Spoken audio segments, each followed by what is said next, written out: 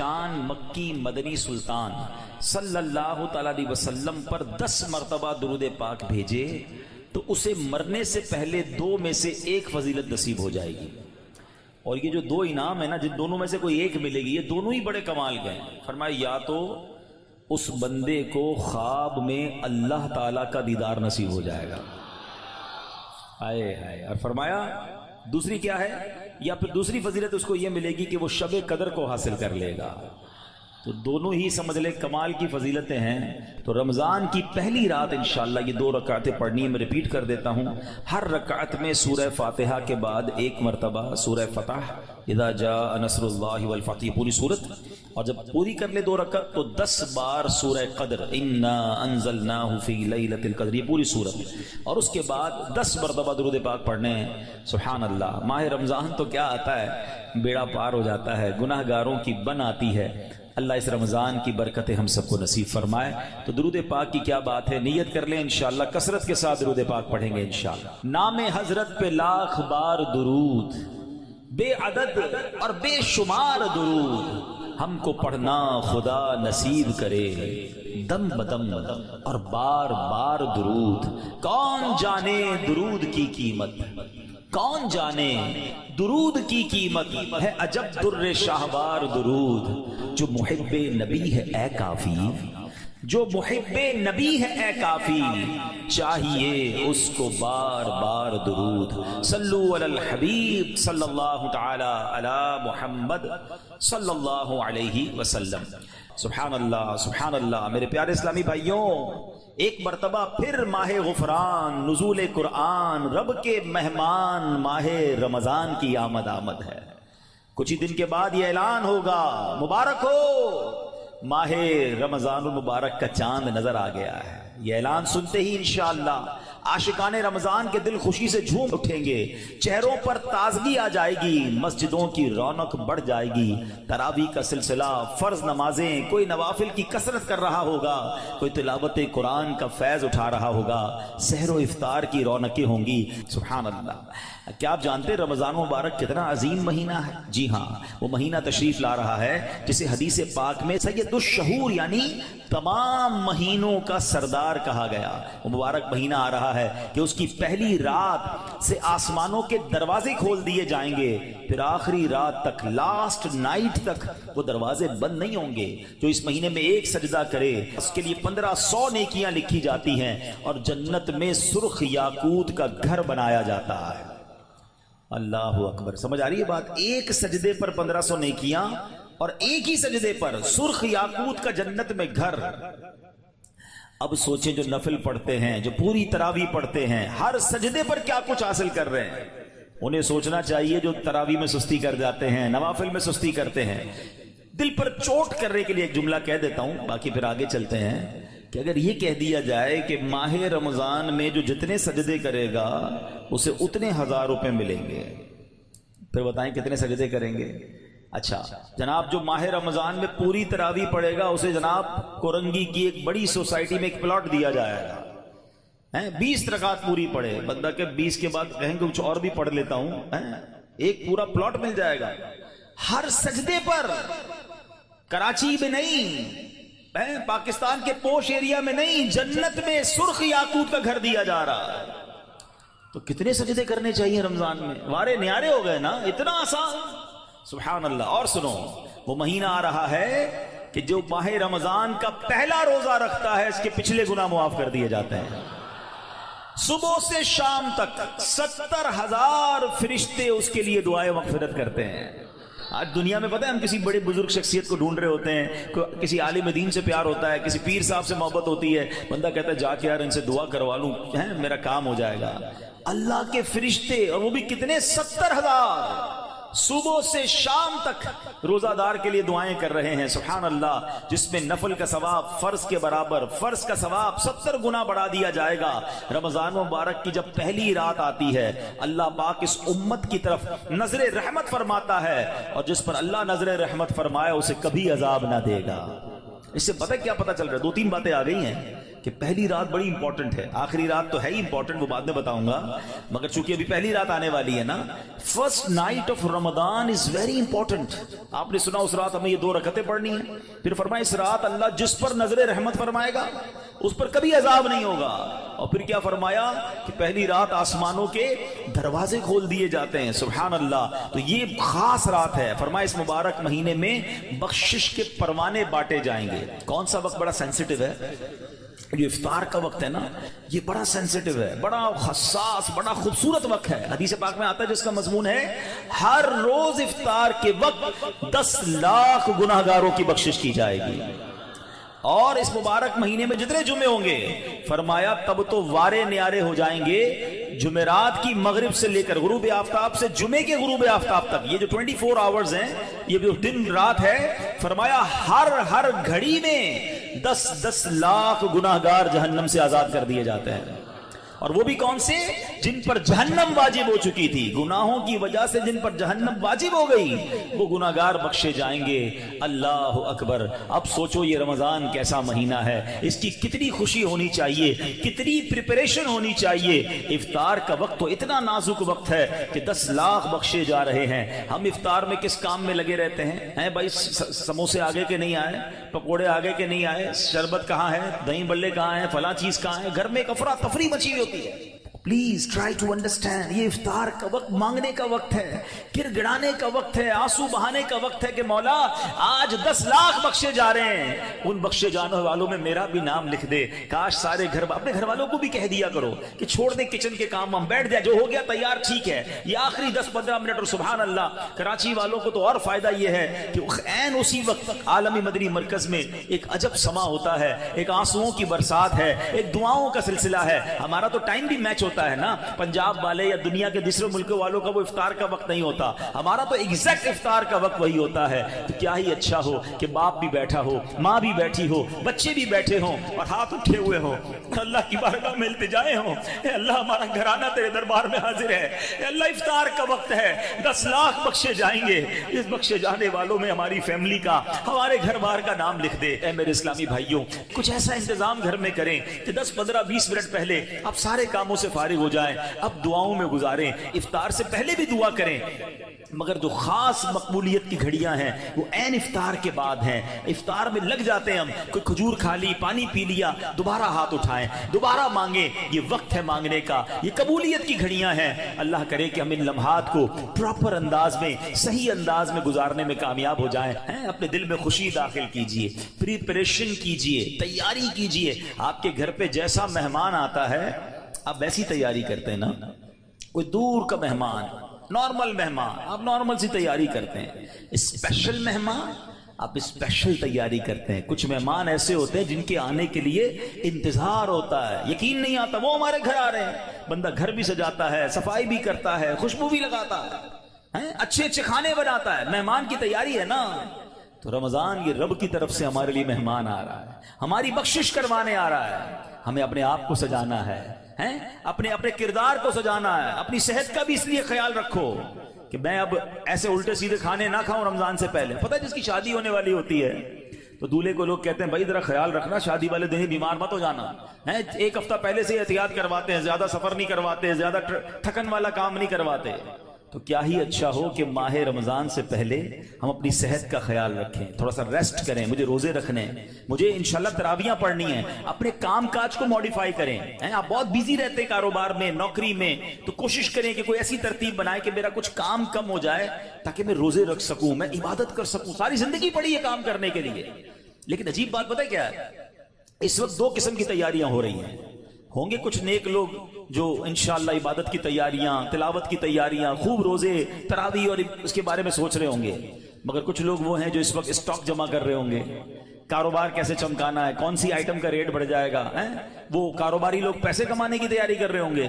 کچھ گھر والے وہ ہوں گے جو یہ سوچ رہے ہوں گے بھئی رمضان میں پکانا کیا ہے, کھانا کیا ہے, کون سی آئٹم لینی ہے.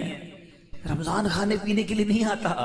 اچھا ویسے بڑی عجیب بات ہے, ذرا سوچیں آپ کہ ماہ رمضان میں ہم روزے رکھتے ہیں, لاجیکلی تو سمجھ یہ آتا ہے کہ ہمارا وزن تھوڑا کم ہو جانا چاہیے, ہم تھوڑے سمارٹ ہو جائیں. مگر کئی لوگ وہ ہیں جن کا رمضان میں وزن بڑھ جاتا ہے. کیوں بھائی؟ اس لیے کہ سحری میں زیادہ کھاتے ہیں, پورا دن روزہ رکھنا ہے, رات زیادہ اس لیے کھاتے ہیں کہ پورا دن روزہ رکھا تھا، پھر 2 بار اور کھاتے ہیں کہ کل پھر روزہ رکھنا ہے. تو عام دنوں میں 2 بار کھاتے ہیں، رمضان میں 4-5 بار کھاتے ہیں. اور وہ کھاتے ہیں جو نہیں کھانا چاہیے. پورا سال جو چیز نہیں کھاتے وہ رمضان میں کھاتے ہیں، پھر موٹے ہو جاتے ہیں، طبیعت خراب ہو جاتی ہے، گلے خراب ہو جاتے ہیں. نہیں، ماہ رمضان تو کم کھانے کا مہینہ ہے، فریش ہونے کا مہینہ ہے.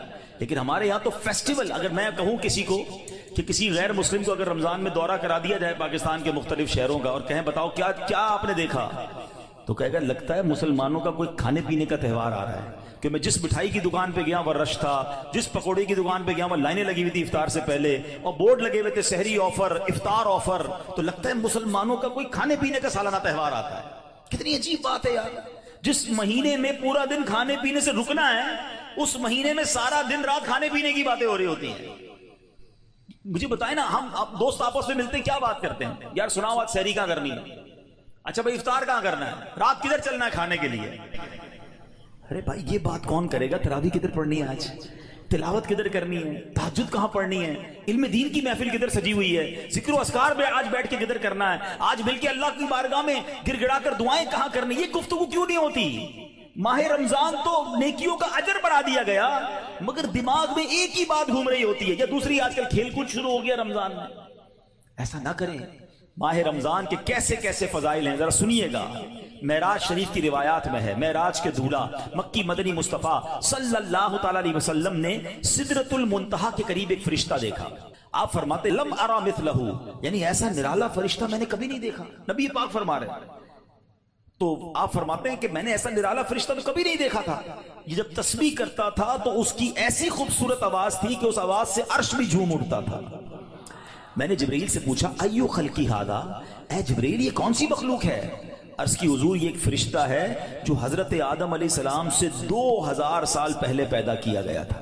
میں نے پوچھا اس سے پہلے یہ کہاں تھا؟ عرض کیا اللہ پاک نے عرش کے نیچے جنت میں ایک جگہ بنائی ہے، یہ وہیں ہوتا ہے. حضور آج آپ کے دیدار کے لیے حاضر ہوا ہے. کیا شان ہے میرے آقا کی، ہر کوئی فدا ہے بن دیکھے. دیدار کا عالم کیا ہوگا. ارے فرشتہ بھی میرے آقا کے دیدار کا تمنائی ہے. جبریل امین کہتے حضور آج آپ کے دیدار کے لیے حاضر ہوا ہے. مکی مدنی سلطان صلی اللہ تعالی علیہ وسلم فرماتے ہیں اب نبی پاک علیہ الصلوۃ والسلام نے اس فرشتے سے ایک بڑا کمال کا سوال کیا. ذرا سنیے گا، آپ کا ایمان تازہ ہو جائے گا. پیارے آقا علیہ الصلوۃ والسلام نے اس فرشتے کو سلام کیا تو وہ اللہ پاک کی تسبیح میں مصروف تھا، اسے سلام سنائی نہ دیا. اب جبریل امین نے اسے کہا ھذا محمد صلی اللہ علیہ وسلم، یہ محبوب خدا جناب رسول اللہ صلی اللہ علیہ وسلم ہیں. جب اس نے سنا تو خوشی سے اپنے 2 سبز پر پھیلائے. یہ اتنے بڑے پر تھے جنہوں نے آسمانوں اور زمین کو گھیر لیا. اب اس نے مجھے نبی پاک فرماتے ہیں مجھ سے گلے ملنے کی سعادت حاصل کی، ادب سے بوسہ بھی دیا. پھر عرض کی یا رسول اللہ صلی اللہ تعالی علیہ وسلم آپ کے لیے گڈ نیوز ہے، آپ کے لیے خوشخبری ہے کہ اللہ پاک نے ماہ رمضان کے صدقے آپ کی امت کی بخشش فرما دی. اس فرشتے نے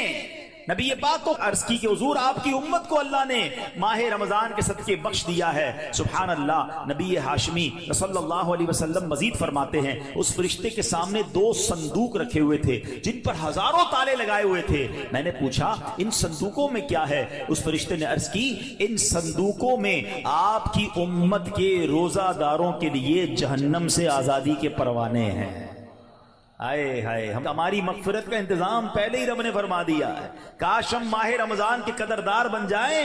اے گناہ گاروں تمہاری سمجھ لو بات بن آئی ہے، آسیوں کی مغفرت کا لے کر آیا ہے پیام. جھوم جاؤ مجرموں رمضان ماہ غفران ہے. بھائیوں بہنوں کرو سب نیکیوں پر نیکیاں، پڑ گئے دوزخ پہ تالے قید میں شیطان ہے. اللہ اکبر. تو اے میرے پیارے اسلامی بھائیوں یہ اس قدر مبارک مہینہ ہے کہ اللہ کریم اس مہینے میں رحمتوں اور برکتوں کے دروازے کھول دیتا ہے. اس مہینے میں مغفرتوں کے انتظام ہو گئے ہیں. اللہ کرے کہ ہم ماہ رمضان کی قدر کرنے والے بن جائیں. رب عز و جل قرآن مجید میں اس ماہ مبارک کے بارے میں فرماتا ہے. ماہ رمضان کی آپ اہمیت کا اندازہ اس بات سے بھی لگائیں کہ پورے قرآن میں صرف ایک ہی مہینے کا ذکر ہے، اور وہ مہینہ کون سا ہے؟ وہ مہینہ ماہ رمضان ہے. اللہ قرآن میں فرماتا ہے بسم اللہ الرحمن الرحیم شہر رمضان الذی انزل فیہ القرآن ھدی للناس وبینات من الھدی والفرقان فمن شہد منکم الشہر فلیصم. ترجمہ کنز العرفان. رمضان کا مہینہ ہے جس میں قرآن نازل کیا گیا، جو لوگوں کے لیے ہدایت اور رہنمائی ہے اور فیصلے کی روشن باتوں پر مشتمل ہے. تو تم میں جو کوئی یہ مہینہ پائے تو ضرور اس کے روزے رکھے. سبحان اللہ. اے میرے پیارے اسلامی بھائیوں، رمضان کا مہینہ کیا خوبصورت فرمایا کہ جو اس مہینے کو پائے وہ روزے رکھے. پیارے اسلامی بھائیوں، رمضان المبارک کی شان کیسی ہے. جس کو بھی رمضان ملتا ہے نا اس کو گویا لاٹری لگتی ہے. میں آپ کو واقعہ سناتا ہوں، بہت امیزنگ واقعہ ہے. پیارے آقا علیہ السلام کی بارگاہ میں بڑے صحابی ہیں، بلند مرتبہ صحابی ہیں، حضرت طلحہ بن عبید اللہ رضی اللہ عنہ فرماتے ہیں کہ ایک مرتبہ دو شخص نبی پاک کی بارگاہ میں ایک ساتھ آئے. دونوں نے کلمہ پڑھا، صحابی ہونے کا درجہ حاصل کر لیا، بڑے نیک اور پرہیزگار تھے، اور ان میں سے ایک عبادت اور ریاضت میں بہت زیادہ محنت کرتے تھے. جو زیادہ عبادت گزار تھے یہ ایک مرتبہ ایک غزوے میں شریک ہوئے اور شہید ہو گئے. جہاد میں گئے اور شہید ہو گئے، اور ایک سال بعد دوسرے جو صحابی تھے ان کا بھی انتقال ہو گیا. ٹھیک ہے. حضرت طلحہ فرماتے ہیں ان دونوں کے دنیا سے جانے کے بعد ایک رات میں نے خواب میں دیکھتا ہوں کہ میں جنت کے دروازے پر کھڑا ہوں، یہ دونوں صحابی رسول وہاں موجود ہیں. اتنے میں جنت کے اندر سے کوئی باہر آیا، وہ صحابی جن کا انتقال ایک سال بعد ہوا تھا انہیں لے کر جنت میں چلا گیا. تھوڑی دیر کے بعد دوبارہ وہ فرشتہ آیا اور جو صحابی ایک سال پہلے شہید ہوئے تھے ان کو بعد میں جنت میں لے کر گیا. اب بات سمجھ آ رہی ہے؟ جو شہید ہوئے، زیادہ عبادت کرتے تھے، وہ بعد میں جنت میں گئے، اور جو ایک سال بعد جن کا انتقال ہوا جو اتنی عبادت نہیں کرتے تھے مگر وہ جنت میں پہلے چلے گئے. اچھا کمال دیکھو صحابہ کرام علیہ رضوان کا کہ جو بھی خواب دیکھتے تھے، جو بھی ذہنوں میں سوال ہوتا تھا، ڈائریکٹلی نبی پاک علیہ السلام کی بارگاہ میں آ جاتے. ان کے پاس کیسی نعمت موجود تھی کہ اس کا مسئلے کا حل تو نبی پاک نے کرنا ہے. کہا حضور یہ کیا ماجرا ہے؟ شہید وہ ہوئے، عبادت بھی زیادہ کرتے تھے، جنت میں وہ بعد میں جا رہے ہیں، جن کا انتقال بعد میں ہوا حضور وہ پہلے جا رہے ہیں جنت میں. اللہ اکبر. تو نبی پاک علیہ السلام نے کیا خوبصورت جواب دیا. فرمایا یہ دوسرے صحابی ایک سال زیادہ زندہ نہیں رہے؟ کہا جی حضور یہ تو ایک سال زیادہ زندہ رہے. تو فرمایا کیا ایک سال زیادہ زندہ رہنے والے نے ایک سال پہلے شہید ہونے والے سے زیادہ روزے نہیں رکھے ایک سال؟ فرمایا ہاں روزے تو رکھے. تو نبی پاک نے پوچھا کیا اس ایک سال بعد والے نے سجدے زیادہ نہیں کیے؟ عرض کیا جی حضور سجدے بھی زیادہ کیے. تو نبی پاک نے فرمایا بس اسی وجہ سے ان دونوں کے درمیان زمین و آسمان کا فرق ہے. بات سمجھ آ رہی ہے؟ مومن اور نیک آدمی کی لمبی عمر یہ اس کے لیے بہت بڑی سمجھ لو فائدہ ہے کہ وہ جتنا جیتا ہے اتنے سجدے زیادہ کرتا ہے، اتنے رمضان اسے ملتے ہیں. یاد رکھیے گا بندہ نیک ہو اور عمر طویل ہو تو اس کے وارے نہیں آ رہے ہیں، لیکن اگر بندہ گناہ گار ہے اس کی عمر بڑی ہو جائے تو وہ تو مارا گیا نا. اس کی تو روز نماز قضا ہو رہی ہے، اس کے رمضان کے روزے بھی قضا ہو رہے ہیں، وہ روز جھوٹ بول رہا ہے، وہ روز حرام کما رہا ہے، تو اس کا تو گناہوں کا میٹر جاری ہے نا. یہ لوگ بڑی عمر کی جو دعا کرتے ہیں نا بڑی اچھی نعمت ہے یہ، لیکن اللہ سے ہمیشہ یہ دعا کریں کہ مولا نیکیوں والی طویل عمر عطا فرما، عافیت والی طویل عمر عطا فرما. تو پتہ چلا کہ پھر رمضان آ رہا ہے میری بخشش کروانے، پھر رمضان آ رہا ہے میرے نامہ اعمال میں. تو پتہ چلا کہ ماہ رمضان یہ ہمارے لیے بہت بڑا احسان ہے. اللہ خیر سے رمضان عطا کر دے، اس کو ضائع نہ ہونے دینا، اس کو خوب نیکیوں میں گزارنا. پچھلے گناہوں کی معافی کا ایک اور چانس دیا جا رہا ہے، مغفرت کا گویا ایک اور موقع آنے والا ہے. اللہ کرے کہ ہم اس کی قدر کرنے میں کامیاب ہو جائیں. یا خدا ہم عاصیوں پر یہ بڑا احسان ہے، یا خدا ہم عاصیوں پر یہ بڑا احسان ہے، زندگی میں پھر عطا ہم کو کیا رمضان ہے. یا الہی تو مدینے میں کبھی رمضان دکھا، یا الہی تو مدینے میں کبھی رمضان دکھا، مدتوں سے دل میں یہ عطار کے ارمان ہے.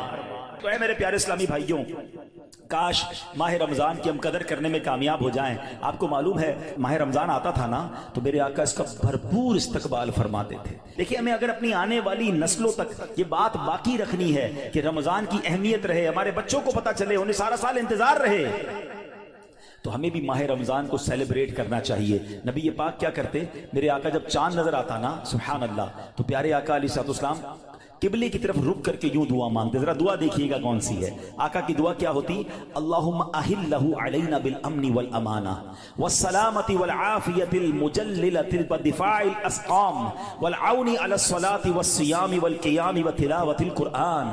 اللہم سلمنا لرمضان وسلمہ منا حتی ينقضی وقد غفرت لنا ورحمتنا وعفوت عنا.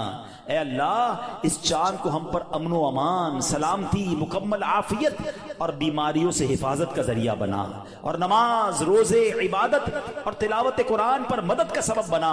اے رب کریم ہمیں رمضان کی وجہ سے سلامتی عطا فرما، یعنی اسے ہمارے لیے سلامتی والا بنا اور اسے ہم سے سلامتی عطا فرما، یہاں تک کہ جب یہ رخصت ہو تو تیری مغفرت و رحمت اور عفو درگزر ہمارا یقینی مقدر بن چکا ہو. سبحان اللہ. تو پتہ چلا رمضان مبارک کی آمد پر خوشخبریاں دینا، لوگوں کو مبارکباد دینا، یہ اچھا کام ہے. انشاءاللہ اگر ہم رمضان کی آمد کی خوشی بنائیں گے، اللہ کی رحمت جوش میں آئے اور کاش ہم جنت کے حقدار بن جائیں. مگر ایک احتیاط اس میں کرنی ہے.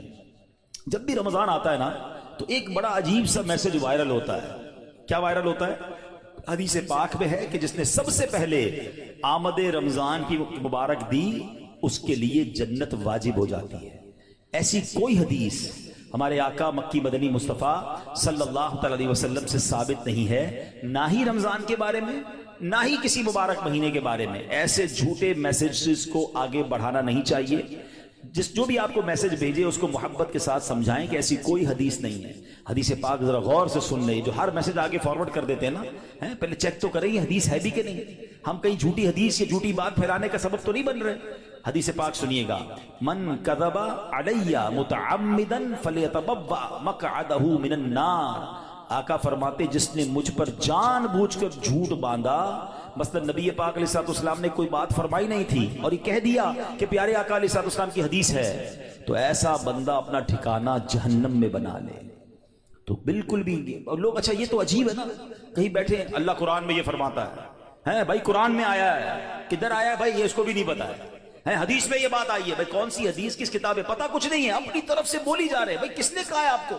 قرآن میں آیا ہے، حدیث میں آیا ہے، آپ کو جو پتا نہیں ہے، آپ کو یاد نہیں. اتنا سخت معاملہ ہے، نبی پاک کی طرف جھوٹ باندھنا ہے. اور آقا نے کیا فرمایا؟ اپنا ٹھکانہ جہنم بنایا. تو آپ کہہ دیں میں نے کہیں پڑھا ہے، ہو سکتا ہے میں نے کہیں سنا ہے. قرآن اور حدیث کی بات کرتے تو لرزہ آ جانا چاہیے. ایک زبر زیر پیش کا ہم فرق نہیں کر سکتے قرآن میں. جناب اللہ نے قرآن میں یہ فرمایا، تم کو نہیں پتا قرآن میں یہ ہے، بحث کریں گے اور قرآن کو بیچ میں لے آئیں گے. یہ ہماری خواتین بھی بہت کرتی ہیں. تو مہربانی کر کے اس سے توبہ کریں اور ان معاملات میں جب تک آپ کے سامنے، آپ دیکھیں آج کروڑوں لوگوں کی تقدیریں بدلنے والے، لاکھوں ہزاروں حافظ اور عالم بنانے والی شخصیت امیر اہل سنت، نہ جانے کتنی ہزاروں ان کو حدیثیں یاد ہوں گی، کتنی روایتیں اور آیتیں یاد ہیں. مگر آج بھی آپ مدنی مذاکرے میں دیکھیں یہ کیوں، یہ ہماری تربیت کے لیے کہ وہ پہلے قرآن کی کوئی آیت پڑھنی ہے تو لکھا ہوا سامنے لاتے ہیں، حدیث پڑھنی تو پورا پڑھ کے سناتے تاکہ ایگزیکٹلی وہی لفظ لوگوں کے سامنے جائے جو نبی پاک کے دہن مبارک سے نکلا ہے. تو ہماری آپ کی جرت نہیں ہونی چاہیے کہ حدیث میں اپنی طرف سے حاشیے لگائیں، اپنی طرف سے معاذ اللہ قرآن پاک کے بارے میں. بعض اوقات تو یہ بات ایمانیات پر آ جائے گی اگر اپنی طرف سے کوئی بات ایڈیشن کر رہا ہے، تو بڑے احتیاط کی حاجت ہے. البتہ ماہ رمضان ایک اور خوبصورت آیت سنیے گا.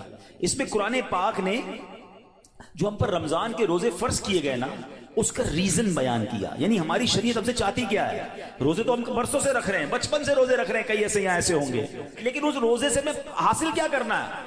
قرآن کیا فرماتا سنو. اللہ قرآن میں فرماتا ہے یا ایھا الذین آمنوا کتب علیکم الصیام کما کتب علی الذین من قبلکم. اے ایمان والو تم پر روزے فرض کیے گئے جیسے تم سے پہلے لوگوں پر فرض کیے گئے تھے. مگر آگے ریزن بتایا گیا کیوں کیے گئے. لعلکم تتقون. قرآن کہتا ہے تاکہ تم پرہیزگار بن جاؤ. آج سمجھ لیں، میں اس موضوع کو تھوڑا اور مزید ڈیفائن کروں گا کہ روزے فرض ہونے کی وجہ قرآن نے کیا بیان کی؟ لعلکم تتقون، تاکہ تم پرہیزگاری اختیار کرو، تم پرہیزگار بن جاؤ. اس آیت کریمہ میں جو روزے کی اعلیٰ ترین حکمت اور بہت بڑا فائدہ بیان کیا گیا، ایکچولی اس میں چھپا ہوا ہے لعلکم تتقون، تاکہ تم پرہیزگار بن جاؤ. اے میرے پیارے اسلامی بھائیوں، پتا چلا کہ مبارک مہینہ ہے جس میں ہمیں تقوی حاصل کرنا ہے. آپ نے علماء کرام کا بیان سنا ہوگا. وہ بعض علماء کہتے ہیں الحمدللہ رب العالمین والعاقبۃ للمتقین. اس کا معنی پتہ ہے؟ اے ہائے یقین کریں کبھی کبھی خطبہ ہی ہلا دیتا ہے. یہ جملہ اگر سمجھ آ جائے نا کہ تمام تعریفیں اس رب کے لیے ہیں جو عالمین کا رب ہے، والعاقبۃ للمتقین، جو آخرت ہے نا، جو بعد والی زندگی ہے، وہ ہے ہی متقین کے لیے. تو ہم کدھر جائیں گے اگر ہم متقیوں میں نہیں ہیں؟ تو پھر ہمارا کیا بنے گا؟ اب ذرا غور کیجئے، تقوی یہ بڑی کمال کی نعمت ہے، آسان نہیں ہے، مگر سبحان اللہ رمضان کا روزہ جو ہے وہ ہمیں متقی بنانے آیا ہے. قرآن کہتا بھی یہی ہے لعلکم تتقون، تاکہ تم پرہیزگار بن جاؤ، متقی بن جاؤ. سبحان اللہ، تقوی کتنی بڑی دولت ہے. حضرت ابو سعید خدری رضی اللہ تعالیٰ عنہ سے روایت ہے، رسول اکرم نور مجسم شفیع معظم صلی اللہ علیہ وسلم نے ایک صحابی کو نصیحت کرتے ہوئے فرمایا علیک بتقوی اللہ